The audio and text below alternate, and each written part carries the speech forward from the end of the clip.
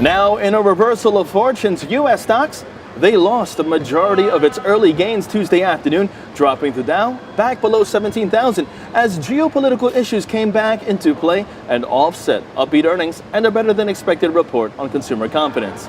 Now, before the bell, consumer confidence came in at 90.9 in July.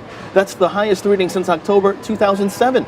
While U.S. single-family home prices, they also climbed more than expected for the month of May. However, the pace of monthly increases did show signs of slowing.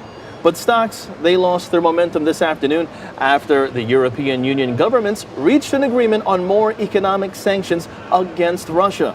This with penalties targeting the nation's financial, defensive, as well as energy sectors. Now, in a quick market rundown, after an early climb that lifted it above 17,000, the Dow Jones last down 8 points at 16,974. The S&P 500 falling 3.5 points, nearly 0.17% to 1975.50, with utilities the hardest hit, and the Nasdaq rising about 3.5 points, nearly 0.08% to 4,448.04. Meanwhile, on the corporate front, big pharmaceutical companies in focus as Merck rose after reporting better than expected quarterly results, and Pfizer also rising after posting earnings that beat expectations. However, UPS, United Parcel Service, disappointing after the shipping company's quarterly profit more than halved. Now, turning overseas, the UK's FTSE 100 posted its first gain in 3 days Tuesday afternoon following upbeat earnings reports from GKN as well as Next. GKN rallying 6.7% after the car parts maker posted an increase in first-half profit, making it one of the leading advancers for the session.